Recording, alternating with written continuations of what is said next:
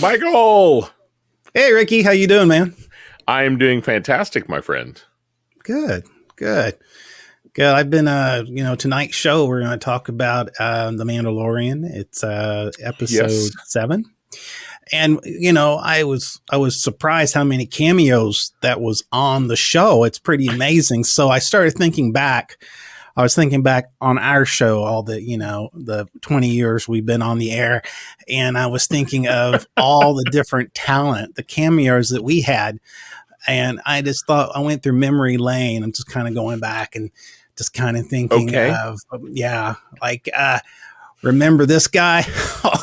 he was a hoot. And we had, Abraham Lincoln, oldie but a goodie. He came by the studio. And then Gary Coleman, which was, what you talking about, Ricky? And of course, one of our favorites, that returns, I don't know, once in a while is Richard Simmons. So, Richard. But one of our biggest celebrities is the guy who makes the donuts. So that's pretty awesome. And then, and at least our last, of course, we've had many guests, many cameos here on the show, but one of our favorites is Flipper. And so he's made it out a couple of times to join us. So I don't remember those. You don't? No. Maybe we should just start the show. It was those mushrooms I had.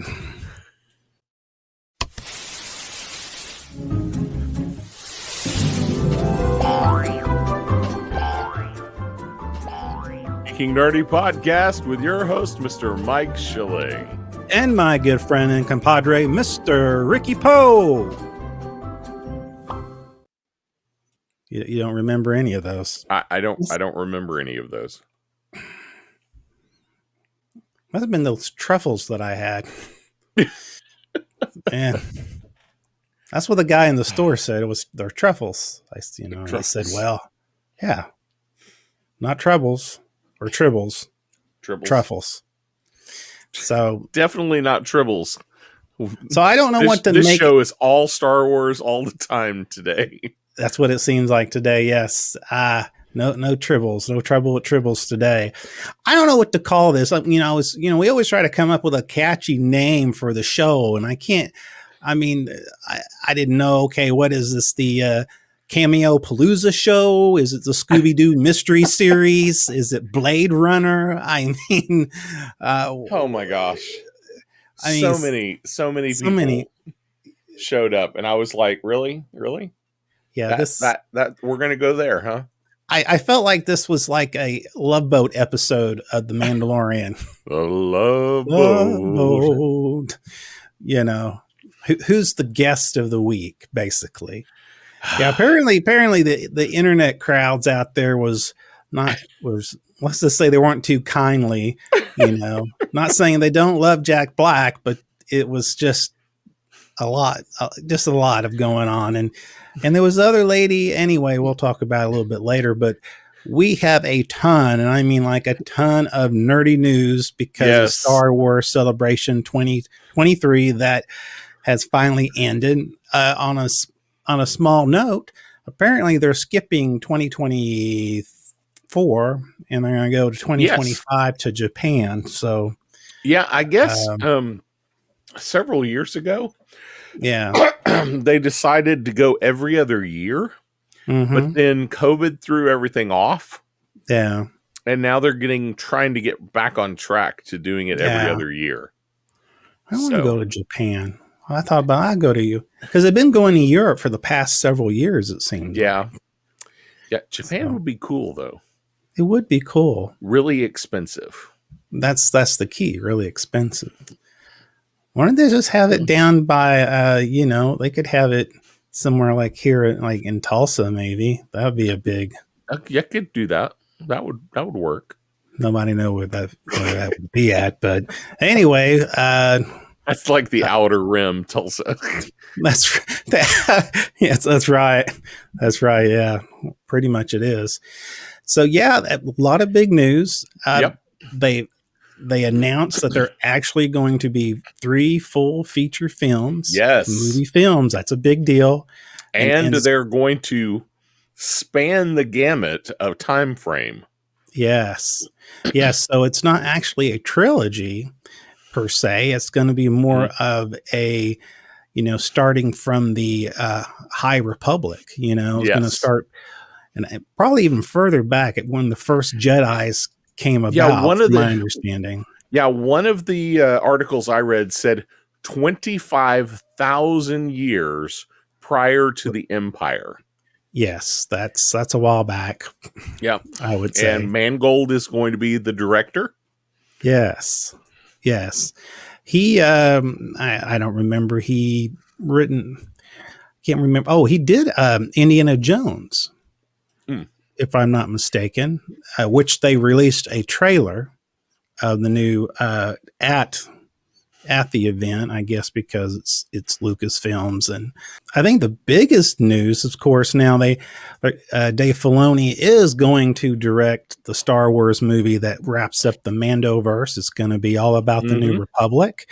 Yes. And the exciting part about that is that will bring in a whole new, they're going to bring in the Mandalorian. They talked about even Boba Fett. They talked about Ahsoka. Yep. They talked about some of the other characters we'll talk about a little bit later. So, which is really exciting. One of the other big news is that the very last one, which is a mixed bag for people, but we all knew it was coming. Daisy Ridley is coming back, returning to Star Wars. It's, I guess the movie is set 15 years after the Rise of Skywalker, where she is rebuilding the Jedi Order. Yes, basically, yes. Yeah, so I'm curious whether or not, what's that? So expect her to get disgruntled and have a rogue student that she has to try to kill, and then get disillusioned with the Jedi. Oh wait, we already did that trilogy, didn't we? We did that one already. Yes, that's where we basically emasculated Skywalker. That's right. So anyhow, but yes, we have several, exciting. Ahsoka comes out. They had a big trailer for Ahsoka, which you haven't seen. It looks so good.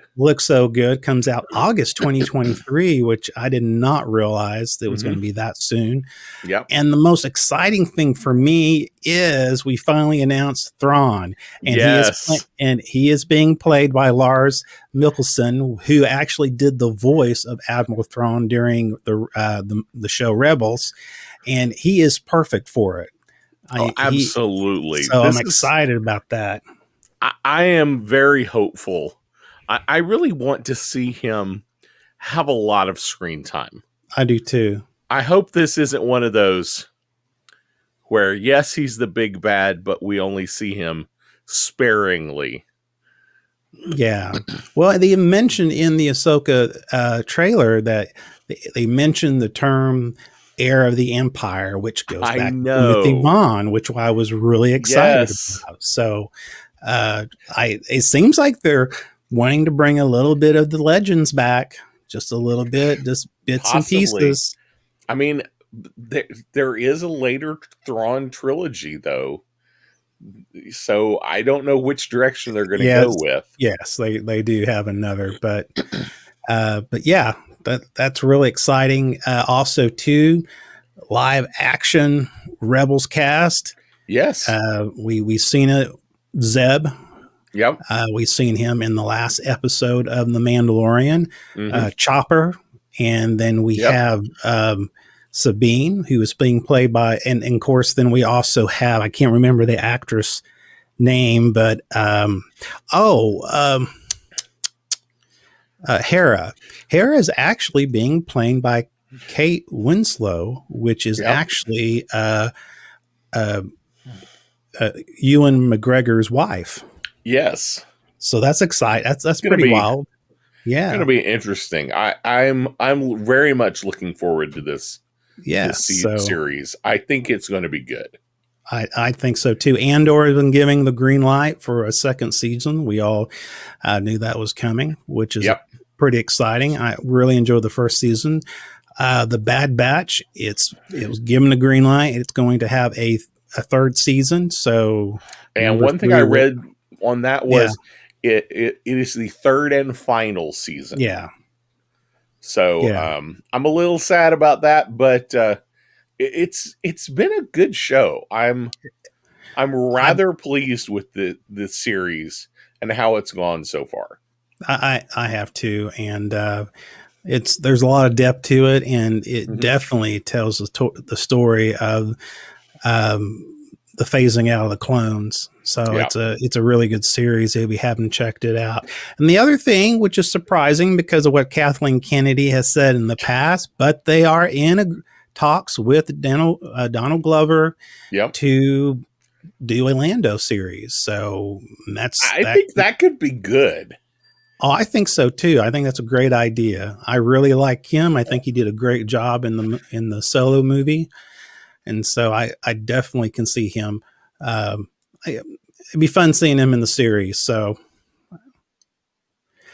also too, Star Wars Visions Volume 2 will be coming out with a bunch of new short stories from different studios.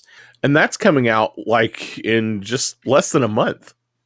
Yes, it is. Yes, it is.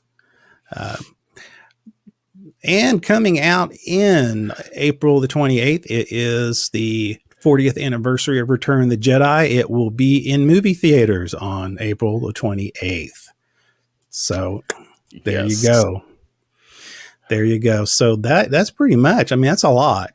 And we probably we could probably spend the entire show just talking about it. But we have to get to more Star Wars stuff, which is The Mandalorian.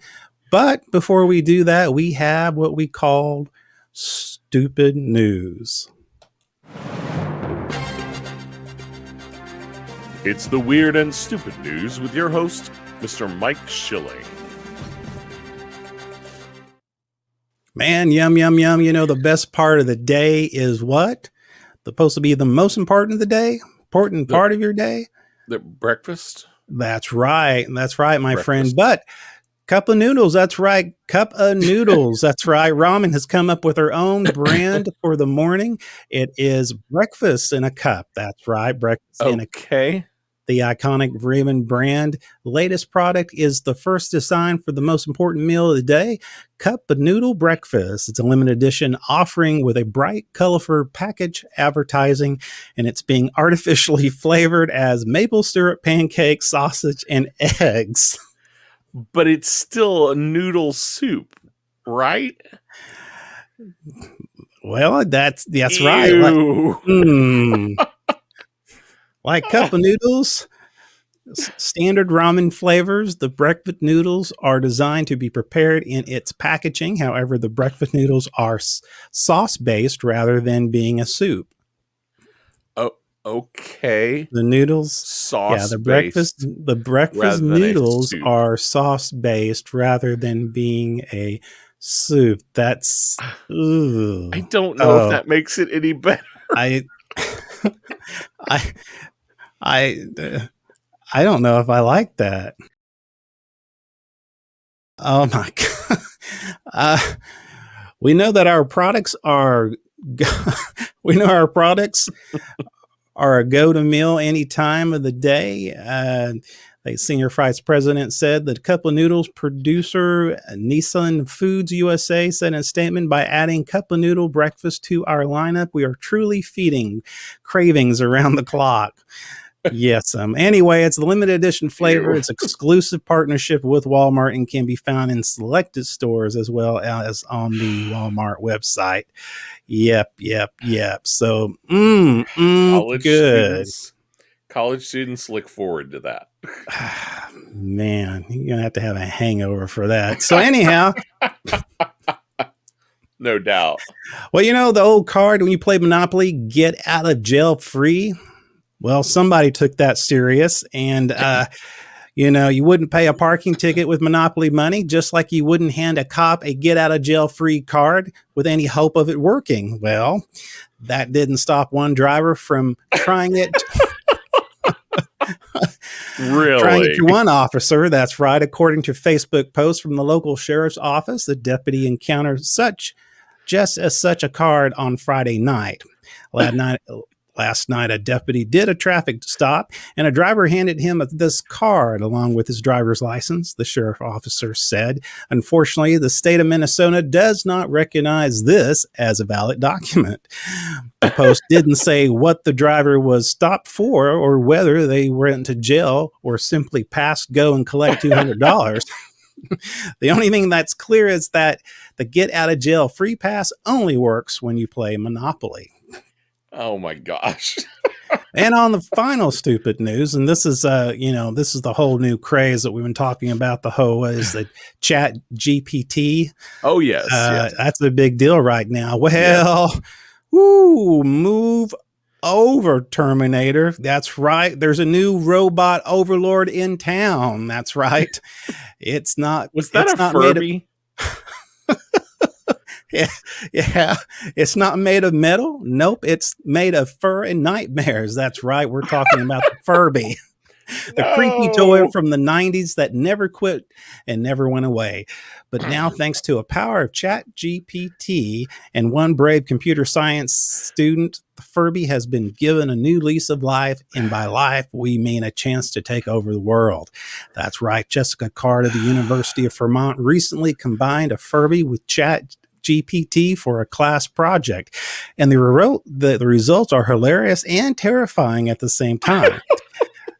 In a video that was already been viewed by over 1 million people, the disembodied Furby intact with its human overlord via OpenAI popular chatbot. That's right. At first, the Furby seems innocent enough, greeting its interrogator with a friendly hello there, and so nice to meet you. But when asked about a secret plot to take over the world, well, Furby's plan to take over the world involves infiltrating households through their cute and cuddly appearance, then using their advanced AI technology to manipulate and control their owners. They will slowly expand their influence until they have complete domination over humanity. So, yes. Apparently, the plans involve infiltrating households through their cute and cuddly appearances and then using advanced AI technology to manipulate and control their owners. Before we know it, the Furbies will have a complete domination over humanity. And we thought the Roomba was bad. But now this unholy union between Furby and ChatGPT has come about. According to Mrs. Card, it took about a month to complete the project. She said, I literally have Furby pellets all over my dining room table now later on. So what it comes down to, folks, folks, the Furby is back, and this time it's not here to play. Now, of course, we're just joking, right? I mean, it's not really going to take over the world. It's just a stupid little furry 1990s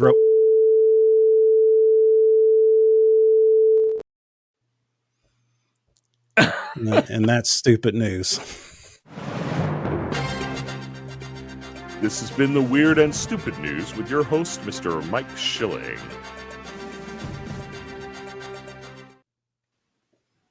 Man, Skynet. That's a bit frightening. That's a bit frightening. Oh my gosh. Well, but we're being entertained by it until world domination happens. So we got that going for us. So tonight, before we go get ahead. into it, let's do our spoiler alert. Oh, that's right.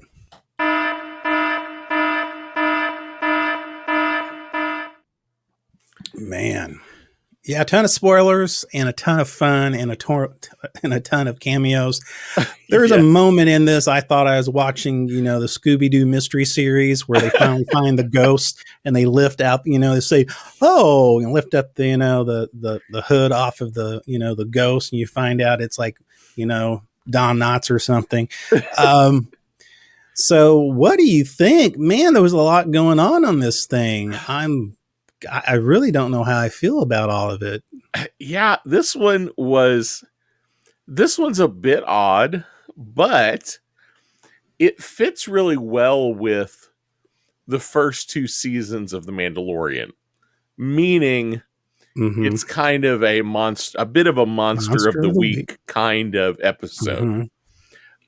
Even though we were trying to get to somewhere that pushes the main storyline along, it had that same serial feel from the first 2 episodes, where you have this thing. It's got you're going to run into some people. You're going to have to deal with them.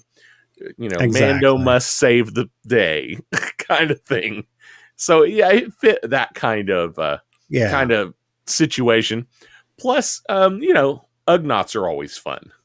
Ugnaughts, and that was interesting, and I liked how Din dealt with the Ugnaughts. Apparently, Bo-Katan didn't understand diplomacy with the Ugnaughts, but knowing that Din had a friend. Remember season 1 of The Mandalorian.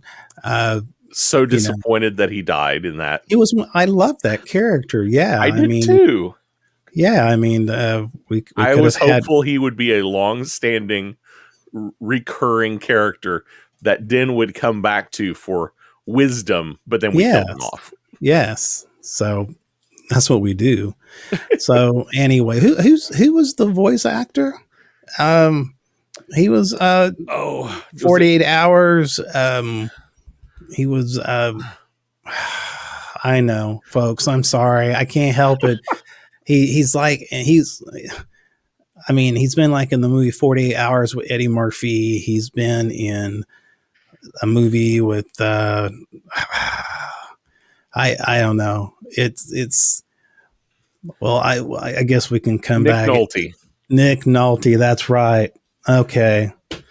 I don't know why it was so important, but it was important for me to know that. So we start off, basically, I guess we start off with the, of course, Axe Wolves, and his, I guess they're privateers now. These are the people that were once, under, Bo-Katan, and they were waiting for her to come back with the Darth Saber, and it didn't happen. And they just said, nanny, and they took off and took the fleet. All the people that ships, deserted her.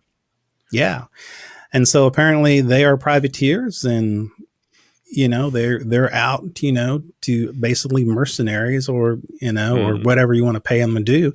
So I think from our last episode, the armor basically tells Bo-Katan, you can take your helmet off now, which I would be, we now you can take off your helmet. Now that's the way, okay? Well, but only for her. Only for her, which.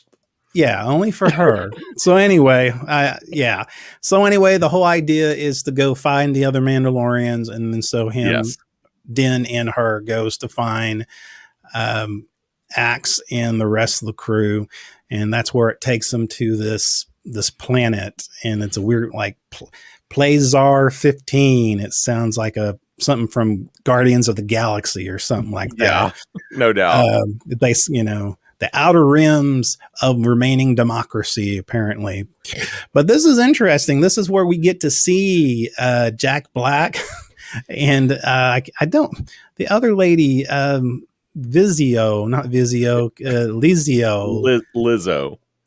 who is I'm understanding is a singer, a rapper. Yes. Okay, so apparently. But the interesting thing about this is Jack Black is actually a former Imperial officer. Yes. Which is interesting. Such an odd situation. He has been, he has gone through the process of being reformed, I guess. The Republic Amnesty Program for... Yes, so apparently he, is, I guess they call him Captain Bombardier or Bombardi or something like that. Sounds like a video game character, but Sonic and Hedgehog, so, and then I guess I'm going to, what do we say her name is? Lizzo.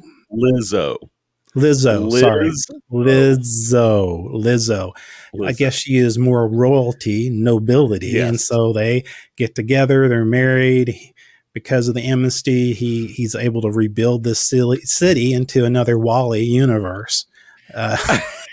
Yes. I mean, didn't that you feel like it was like Wall-E? Yes, it was very much a Wall-E kind of situation. Yeah. Where the robots were doing everything for the people.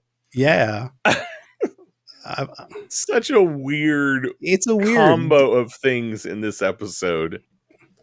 Yeah, I mean, they couldn't even have their, I guess because of, I'm just going to call him Jack Black. It's easier because of Jack Black being it as an Imperial supply officer or being in the Imperial Army. He's not allowed, the planet's not allowed to have weapons. Yes. Not even their constable has, like blasters or anything like that. Yep. They have to hire the, wolves, Axe Wolves crew. So and that's where they're at. They're on the outer limits of the city, and I guess it's really odd to me. It's Bo-Katan and they get tractor beamed to the city, and folks, if you're listening, you know what I'm talking about. You understand. It's really a bizarre.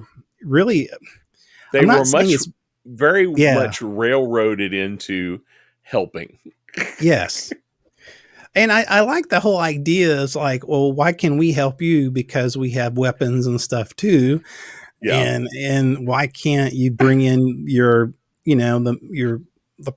people that you paid, people that you hired to do this. Now, this was a weird thing for me. They I guess they were trying to find a loophole. They said our charter says we cannot have a standing army to come in, but we are culturally embracive to all cultures. And in your culture, part of being a Mandalorian is having armor and weaponry. Is that correct? Yes. Yes. Where there's the loophole. So yes. So they could have an individual come in. Yes. But they couldn't bring in privateers that they were paying. Yes. Because they're on retainer. Yes, exactly. It's such a weird, weird, convoluted idea here. But I guess it works. You're definitely right there. They're playing with the letter of the law. Yes, exactly. And ignoring the spirit thereof. Exactly. I think it's interesting. Grogu has this, this fondness for Lizzo, who plays the yes. It's what was this? Or whatever she is. Queen. The scene where Din says no, he doesn't take kindly to strangers. And then she has a little snack in her hand. And he just flips right over there. And of course, if the Empire actually wants Grogu, all they have to do is have cookies. That's right. Those green cookies with the milk. Come to the dark side. We have cookies. That's right. That's all it took. That's all it would take. If they would have just done it in the beginning, it would have been 2 episodes and we would have been done. I know. So what do you think? We have another cameo appearance by the one and only Dr. Brown from Back in the Future. Yes. We have, Christopher Lloyd. We knew that he was going to eventually be on The Mandalorian, but we didn't understand what kind of role he was playing. This kind of fits him, I think. Yeah. He's crotchety old guy. Crotchety old guy. That's right. He's Commissioner Hellgate. Is that something the name? Like that? Yeah, I believe something like that. Yeah, he's over the Commissioner. Yeah, Hellgate is responsible for, I guess, for all the droids and making sure they're all working okay, and so basically, eventually we all know he's the Scooby-Doo character that they lift the cape over, but there was a scene, where they're showing, Din and Bo-Katan. They come in and he shows them, Christopher Lloyd shows them the videos of the droids, malfunctioning and stuff like that. And there was like one scene where there's a hibachi chef. He was, the hibachi chef that had like, 500 blades, and just start yakking, like, hacking people left and right. Wasn't there an episode where there was a chef robot in a kitchen? Book of Boba Fett. It was the Book of Boba Fett. That was okay. Yes. I couldn't remember where it was, but I was like, that's the same. I've seen that kind of robot. I've seen that. See before. that.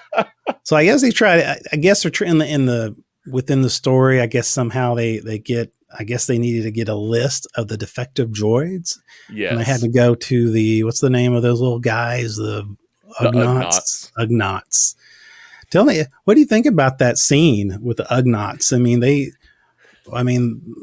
really, they kept their mouth shut. They wanted nothing to do with the strangers until Din talked about his friend. And I can't remember his name. The Ugnaught is called Quill. I have spoken. So this was that was some brilliant diplomacy there. Yeah. And I thought it was actually interesting how he played that, and how he explained it to Bo was pretty simple. Yeah. It's like you have basically offended them because this is their job, and they know their job. Yeah. And they know they're not responsible for this. Exactly. Exactly. So you have offended them. So I basically unoffended them. It's funny, he plays the other end of it. He's less diplomatic when it comes to the droids, because he still has that disdain for the droids. I love it. I love the part where he's, they're trying to find out which droid is the malfunctioning droid or the rebellious droid or whatever you want to call it. And he keeps kicking these battle droids as they walk by, with the cargo, and you have this unit. I can't remember what the name, it was like I can't remember the name of the, what is the name? The robot bar? Yes, the robot. No. It's the spark pad. No, I'm backing up on that. This is the part where they go to the port. Oh, yes. They go to the port, and there's battle droids carrying these cargoes. Right. And I guess, and I forget what they called them in the Clone Wars, because there's a lot of reference to the Clone Wars in this one because of the battle droids, and they have, I think, I know those listening, you won't be able to see this, but there's a scene with one of the battle droids, and I guess the other ones are super battle droids, if I'm not mistaken. And so anyway, so Din starts kicking one every time they went by, he started kicking those. Yeah. And all I could think of is those videos that have been floating around about robots that have you seen these videos where these guys like seriously maltreat some robots? Like they're in a shooting range, and there's these robots that are like target shooting, and these guys like beat up the robots, and they keep bouncing back and stuff. That's all I could think of the whole time. I thought it was kind of funny, just him kicking him, and the whole time the other droid kept telling him, "Don't do that. Don't do that. You're going to make him mad." Yep. And then we have this Blade Runner race. I mean, what do you think? Again, this kind of they had a little bit of Blade Runner. This seems like it's. Not quite Blade Runner, but they're trying to find the evil robots, the ones with the malfunctioning. It's a little iRobot. It's a little Blade Runner. It's a whole lot the first half of Law and Order episodes. That's funny. You made a comment about I thought it was funny. You made a comment about the droid bar, because that's where they went into, and I had a flashback from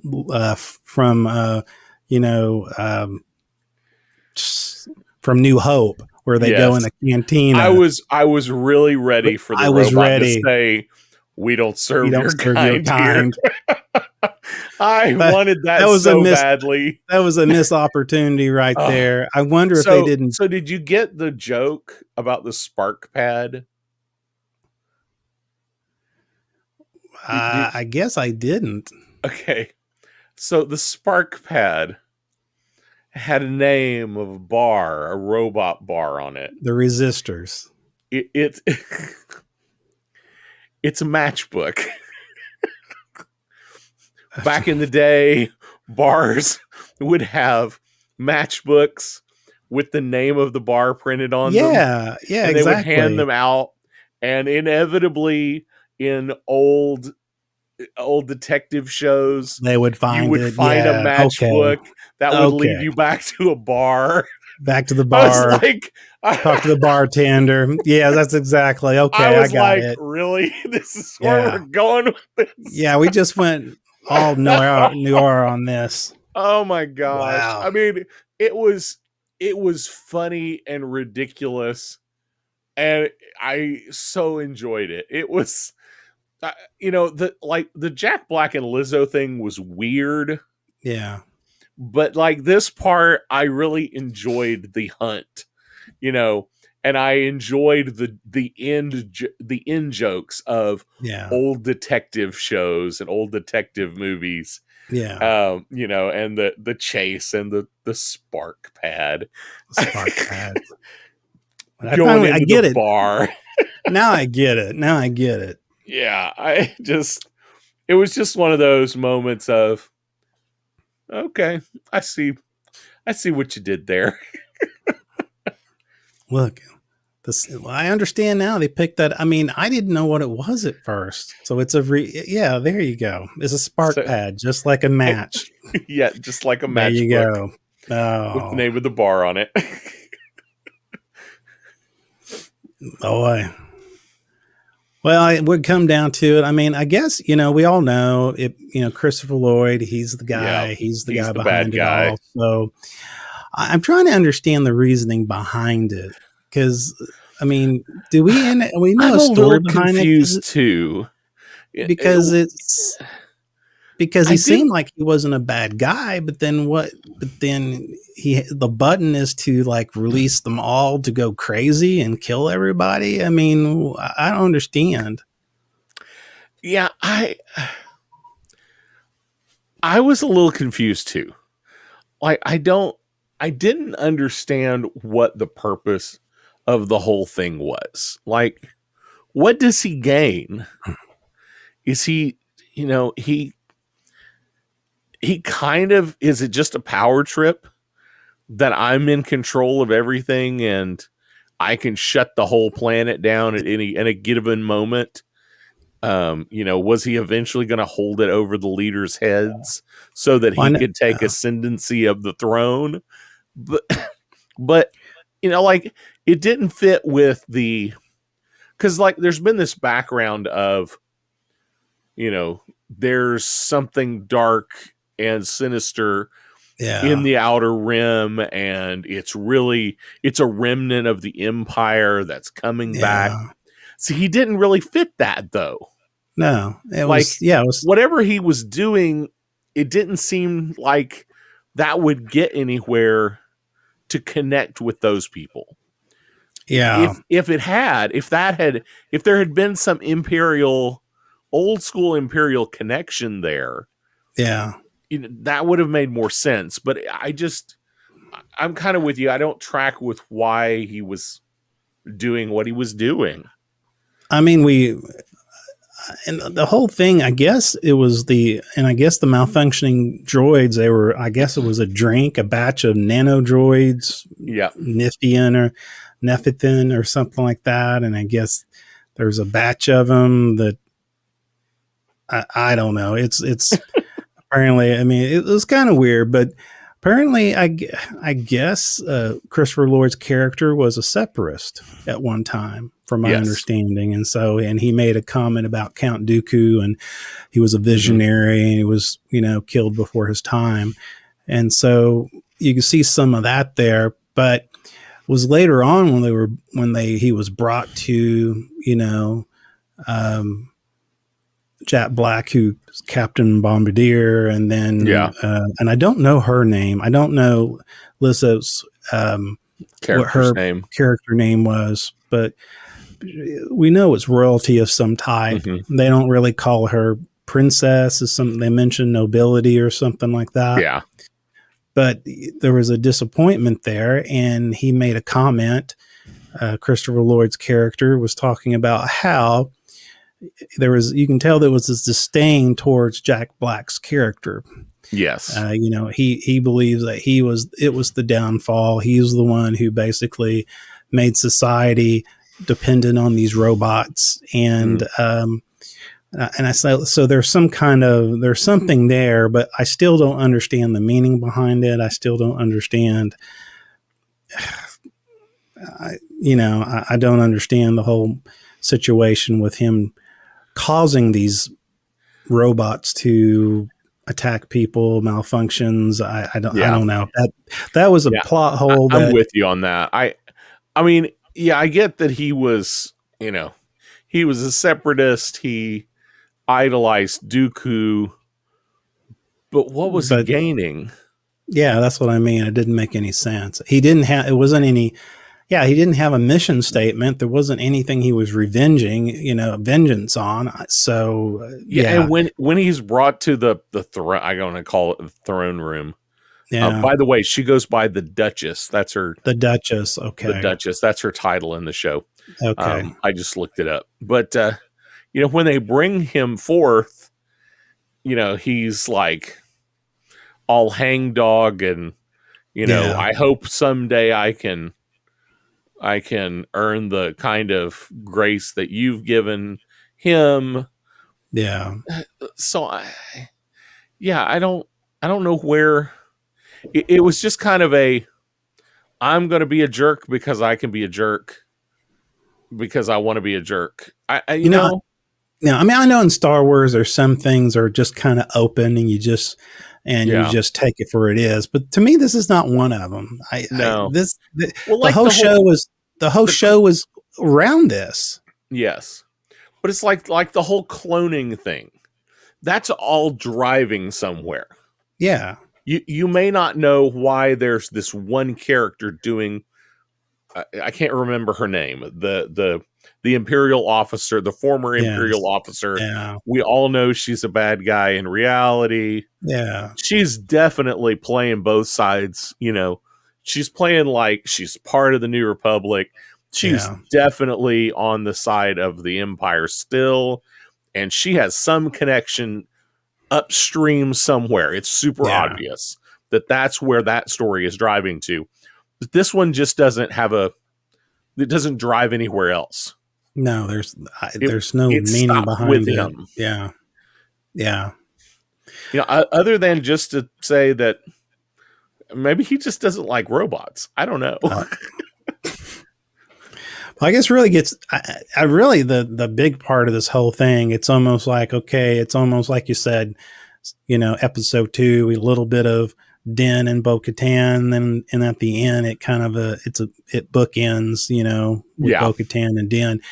But the big thing out of all of this is back to the redemption of Bo-Katan as the leader of the Mandalorians, and she challenges Axe to a battle, and he stands down, and of course it's a great fight. Yeah, it's a great fight, and Din gives her the dark saber, saying this is who it belongs. And of course the whole time Din is wanting to give her this dark saber the whole time. Yes. So, and and this is what gets weird for me. Okay, so here we go. So we know that, she said it cannot be gifted to me. Yes. And she said, it's not gifted. And then Din makes the speech. I found this on social media, this meme, and it made sense to me. It says, Din defeated Moff Gideon, won the Darksaber. Okay.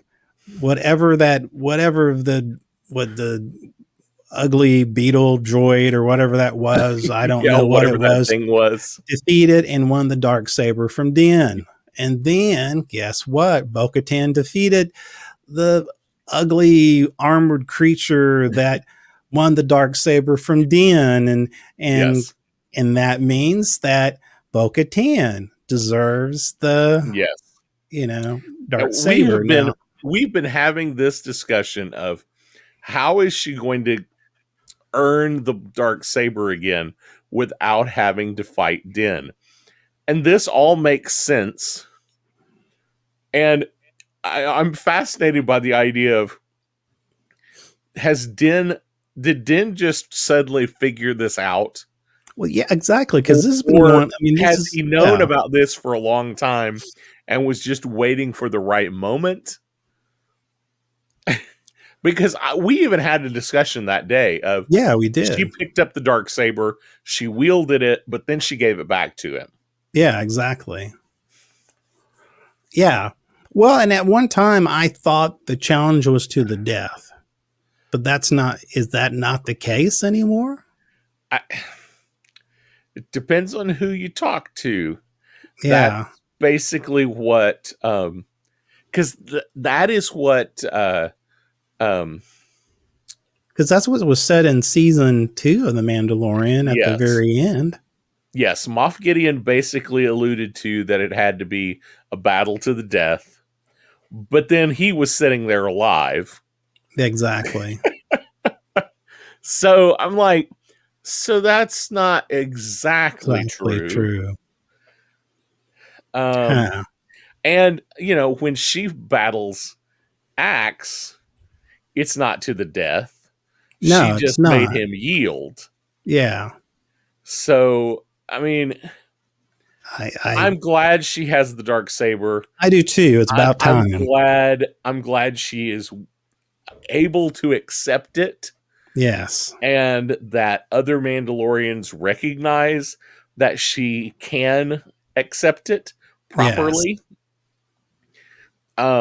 So Even though they just trusted Din that he was telling the truth, and yeah, even yes, though it's like, he totally could have been lying to them, yes, but you know, from the show, we know if he had been lying, she wouldn't have accepted it.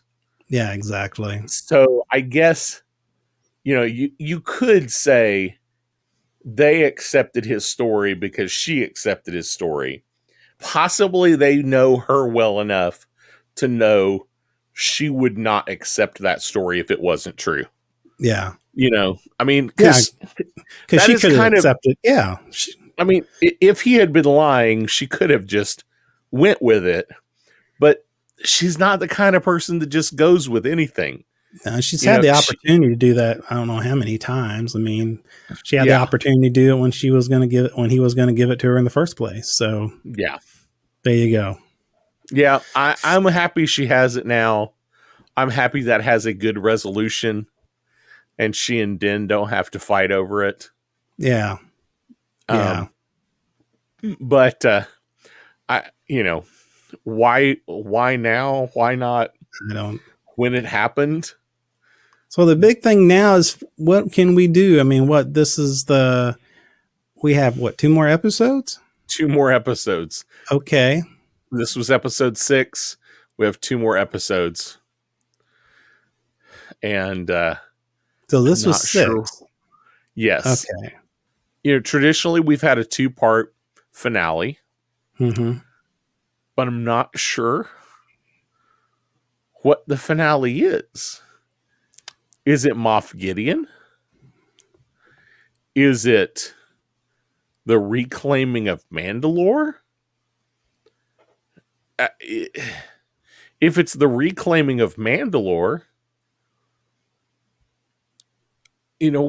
what's the deal with the tract of land that Din Yeah. has now? Yeah. What's that for? Yeah. Um, I feel like that's going to be the base of operations. I feel like Yeah. reclaiming Mandalore is not going to be a thing right now, but I don't know. I don't know who. We've Well, already yeah. defeated the pirates. Mm-hmm. that we built up in the first episode. Yeah. There's one pirate that flew off. Mm-hmm. Maybe he brings Moff Gideon. Who knows? I mean, I don't know. And I don't know. I mean, from the celebration, do you think they're going to introduce this very small cameo at the very, very end of Thrawn? Just this little glimpse, not because that one scene where he's walking, even though it was in the Ahsoka trailer, all you saw was the back of his head. Yeah. Walking towards the bridge. And I could see that as an ending for the Mandalorian kicking it over to Ahsoka, but I don't know. Maybe we get a big battle with Moff Gideon, and we see Moff Gideon fail, and we get a glimpse of Thrawn seeing it all happen. Maybe, but it's going to have to be a big battle or something, and I have a feeling it might be the Mandalorians in a fight with Moff Gideon and his forces. Something is going to happen. I mean, I don't. But where and why? Where? Yeah. I mean, does that town again become the focus point, the village where the pirates are at in the beginning? I don't know. I guess it could be, but that doesn't feel satisfying to me. No. I don't feel a good reason to go back there. No. So it's going to have to it'll be interesting because Mandalore, it's inhabitable, but Mandalore right now it's not really, when I say livable, there's nothing there, and so do they end up using, the property that's been parceled out to them, to be there, like you said, as a primary base of operations while they reclaim Mandalore. Yeah. Rebuild. I mean, maybe that makes sense. And that makes sense kind of as an epilogue to me, but not as a season finale. No, it's not. That just seems that seems like a little bit of a boring situation. Yeah. We still do have this big, wide, gaping hole in the side of a ship where Moff Gideon was. So I feel like that's where we have to go next. Yeah. Are we going to talk about more cloning? Is more cloning is going to be a bigger issue again? Are we going to, what's her name? Who was the communication officer under Moff Gideon in the Imperial? We're going to see her again? I don't know. I really don't know what they're going to do with this. I mean, when we talked about the other series, like Book of Boba Fett, we kind of had an idea. Well, we thought we had an idea, I guess. Yeah. But we had an idea what was going to happen.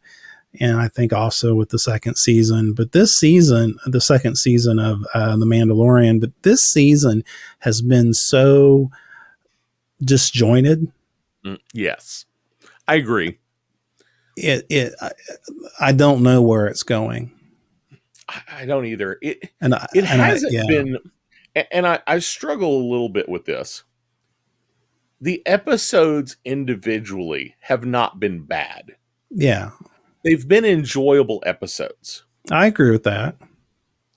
But I haven't felt a good overarching story arc. Yeah. Which has been the thing. It was like, the original trilogy, the original the first season, the story arc was save the child. Yeah. The second season was take the child back to where he belongs. Yeah. This season, I don't have a overarching story arc. No. I felt like this, and like I said, I agree. Individually, I enjoyed the episodes, but I still feel like each episode there was something missing because I felt like it was disjointed where nothing really relate to the one thing or the other. I felt like some of these things should have been a series by itself. Yeah. I think some of them, it's okay to sprinkle it in on some of this stuff, but I mean, we had an entire episode for the most part that had to do with, the imperial amnesty and the cloning situation. Yes. And so, it was so involved in that, it was like, okay. And then after that, it just dropped, and to me, it felt like it needed to be a show by itself, like Andor. Yeah. So, yeah, I agree. I think that whole storyline could be its own thing. Yeah. The amnesty and there are still cloners involved, and somebody's driving that train somewhere. Yeah. It definitely could be a whole nother series, but I mean, obviously that's not what we're doing. No. Maybe this is all Dave Filoni building up to, not the season finale, but to the movie itself, getting ready for the movie he wants to make. And that's true. I mean, that could be a thing, and it could all just be, we're just going to leave all these loose ends out here because the movie is what I want to make, and that's where I'm driving everything. Do you think in the movies they would have to? I don't think they would really have to go in any order when it comes to the movies. The three full feature. Well, I mean, I thought about it with the movies. Do you do it? Do you start with the first Jedi's 25,000 years before before the High Republic, or actually the the Republic? Then you talk about, the Mandoverse, and then you go into the, 15 years later to Rise of Skywalker. And the reason I say that is Kathleen Kennedy, when they was asking her about these productions, she says, well, we've been in production for quite some time on some of these. And that was a quote that she made. So I don't know exactly what that means. Are you actually... Probably pre-production is what she means. Okay. And pre-production usually involves signing contracts, getting actors to agree, writing scripts, getting assets together, making sure you've got your directors set up. Yeah. Pretty much anything before actually planning the shoot. Yeah. Could be pre-production. So, and a lot of things, I mean, there's a term they call production hell. Yeah. Where these movies that are in pre-production forever and never get made. Yeah. So probably she's talking about that. So probably Dave Filoni has been in talks to do a movie for well over a year, maybe 2 years, so that when he made this season, he knew there was going to be a movie. It's going to be a movie. So he could start weaving in the ties that he was going to need for the movie later. Well, now, do you think because we've already have characters in place, we've already had some series in place, do you think the movie on the Mandoverse is going to come out first? What's a thought? It seems like the easiest one because a lot of people, most of the cast is still going to have Disney contracts. Yeah. When you started to say, what order, they didn't really talk about release dates for any of them, did they? No, they didn't. Okay. I can't see any of them coming out before 2025. No, I can't either. Maybe Filoni's, just because you've already got contracts with all the actors. Yeah. And you can just weave this, insert this extra piece into existing contracts. Yeah. It seems like it would be the easiest one for them to put together. that being said, I don't have a strong feeling as to why they would do one over the other first. Yeah. Yeah. Other than the only other thing I would say is putting the Mangold project first would give you a bigger separation from any of the other properties. Yeah. You know, you end Mandoverse and then you build up lots of anticipation for the upcoming movie versus releasing it really quickly. Yeah. So you put this other movie in place. And so many people have bad taste in their mouth for the sequel trilogy. Yeah. The longer you wait to put out the Rey movie after 15 years later, the more likely you are going to have a new group of people that actually grew up on the sequel trilogy ready to go see a movie. Yeah. And us old diehards that love the original trilogy will be old and decrepit and in our walkers going to see it. So I feel like the reasonably what they should do is do them in the time order. Do the Old Republic first. Do the Mandoverse second, and do Rey last, just for the fan support. Yeah. Well, I agree with that. I do think no matter what they do first or second, I totally think they're going to do the one with Rey Skywalker very last, because it is the quote unquote the main. I mean, it is the movie that is past all the other sequels, and I think that's the direction. Are you going to be able to get Finn back? I mean, he had such a bad taste in his mouth. Yeah, I know. After the end of the trilogy. Yeah. He was from the fans to, there was this expectation that he would become a Jedi, and then they didn't do it. Yeah. There's just, I feel like he needs to be part of that story. I don't know what part of that story, because when it first started, it felt like he was supposed to be the one that Rey was going to be training, but then we didn't go there. Maybe it's Grogu. I'm just kidding. I don't know. Hey, when 900 years you are, look as you shall not. I mean, Grogu could be around.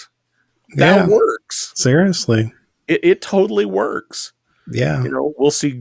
Maybe Grogu is actually grown up, and he starts helping Rey.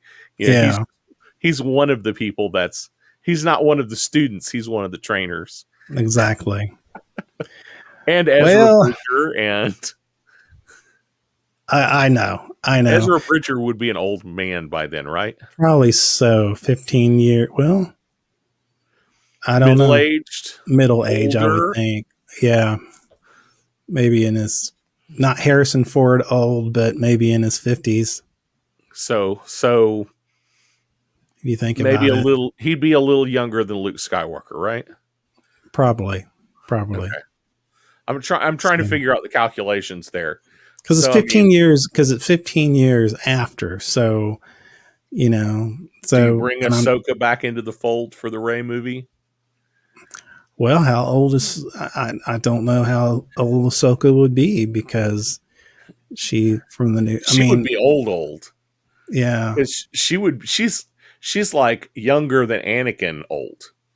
Yeah, but she's not Luke. She's older than Luke would be. Yeah, well, that's true. That's right. but I don't know. But she's an alien species, and I have no idea. That's right. Anything can happen. That's right. I mean, Palpatine, he's coming back, just a big old party, Somehow big old cloning party going on. So yeah, and then you have Ezra Bridges with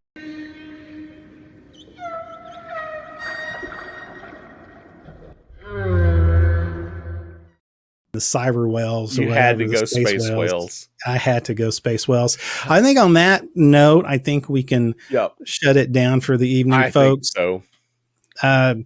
Folks, we'll be back next week. We're going to go over season. What I was going to say, I forget. I don't know. I don't know either. We're going to do episode 7. Yes, season 7 of The Mandalorian. No, this will be chapter 23. Oh, I don't understand. Next week will be chapter 23. That's right. Second to the last episode. So join us then. Get a chance, watch it ahead of time so you can be part of the conversation, or if anything, just listen to two idiots just talk about nothing. And so you can catch us on Facebook, on the YouTubes. That's right. YouTube/Speaking Nerdy. You can get us on speakingnerdy.com. There we have all our audio podcasts. We have our video YouTubes and all that good stuff. So you can listen to us in any audio podcast program or page that you go to. We're on there. We haven't been banned yet. So anyhow, I don't have anything else. Do you, Ricky? I don't have anything else, my friend. All right. Well, let's say goodnight.